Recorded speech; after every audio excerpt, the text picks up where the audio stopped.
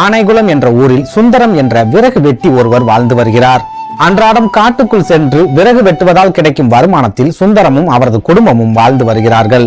மிகவும் ஏழ்மையான வாழ்க்கை வாழும் சுந்தரத்திற்கு திருமண வயதில் 3 மகள்கள் இருக்கிறார்கள். இதனால் தனது மகள்களுக்கு திருமணம் செய்து வைக்க வேண்டுமே என்ற கவலை சுந்தரத்தை தினம் தினம் வாட்டி வதைக்கிறது. அதே சமயம் தனது வருமானம் பசியை போக்குவதற்கே பற்றாக்குறையாக இருப்பதால் விறகை மட்டும் வெட்டி தனது மகள்களுக்கு திருமணம் முடிக்க முடியாது என்ற உண்மையும் சுந்தரத்திற்கு புரிய வருகிறது. இதனால் வேறு ஏதாவது தொழிலில் இறங்க வேண்டும், அந்த தொழிலில் கிடைக்கும் வருமானம் மூலம் மகள்களின் திருமணத்தை முடிக்க வேண்டும் என்று சுந்தரம் திட்டம் போடுகிறார். ஆனால் தொழில் தொடங்குவதற்கு தேவையான பணமோ பொருளோ சுந்தரத்திடம் இல்லாத காரணத்தால் அவரால் நினைத்த மாதிரி தொழில் எதுவும் தொடங்க முடியவில்லை.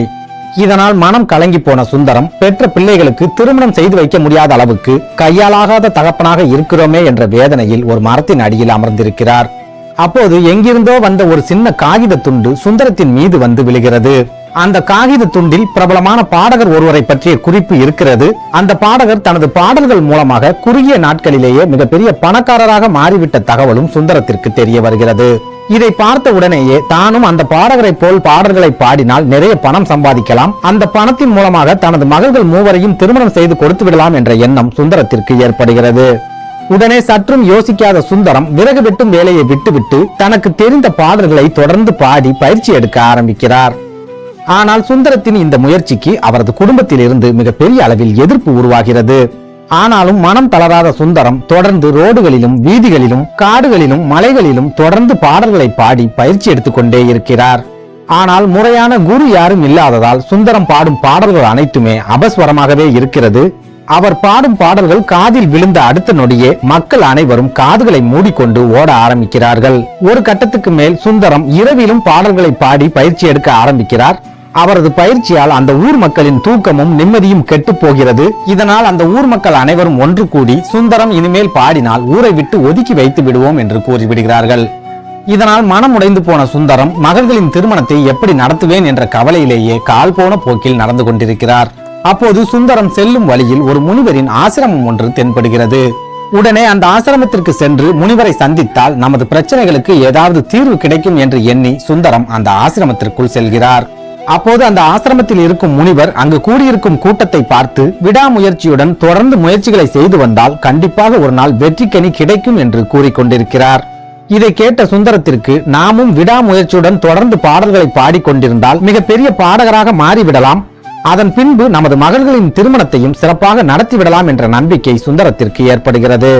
ஆனாலும் ஊருக்குள் சென்று பாடல்களை பாடினால் ஊர் மக்கள் அடித்து விரட்டி விடுவார்கள் என்று புரிந்து கொண்ட சுந்தரம் மக்கள் நடமாட்டமே இல்லாத ஒரு சுடுகாட்டுக்கு சென்று அங்கிருக்கும் ஒரு மரத்தின் அடியில் அமர்ந்து பாடல்களை பாட ஆரம்பிக்கிறார். தொடர்ச்சியாக அவருக்கு தெரிந்த எல்லா பாடல்களையுமே அபஸ்வரமாக மிகவும் சத்தத்துடன் சுந்தரம் பாடிக்கொண்டே இருக்கிறார். சுந்தரத்தின் அபஸ்வரமான பாடல் அந்த சுடுகாட்டில் இருக்கும் ஒரு பேய்க்கு மிகுந்த எரிச்சலை ஏற்படுத்துகிறது.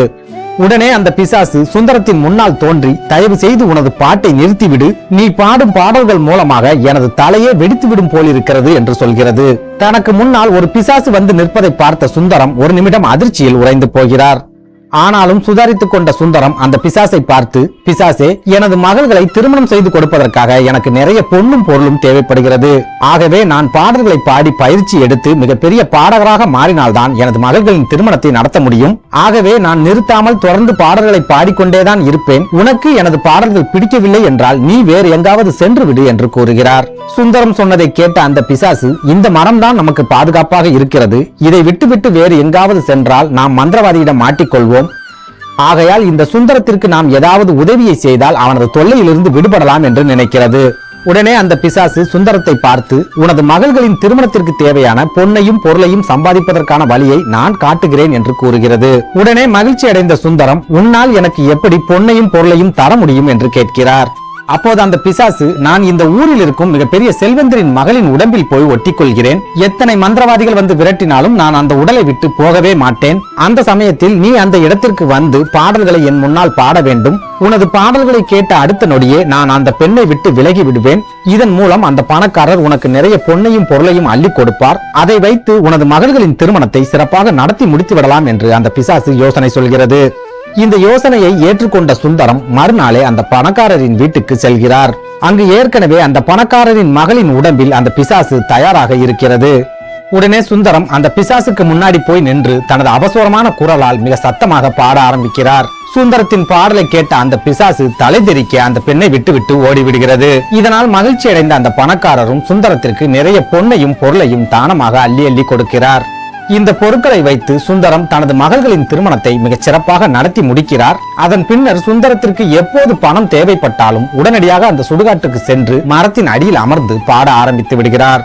இதனால் செய்வதறியாமல் தவிக்கும் அந்த பிசாசு தொடர்ச்சியாக சுந்தரத்திற்கு உதவிகளை செய்து கொண்டே இருக்கிறது. இதன் மூலம் குறுகிய காலத்திலேயே சுந்தரம் மிகப்பெரிய பணக்காரராக மாறிவிடுகிறார். அதற்கு பிறகு பாடல்களை பாட வேண்டும் என்ற எண்ணத்தையும் சுந்தரம் கைவிட்டு விடுகிறார்.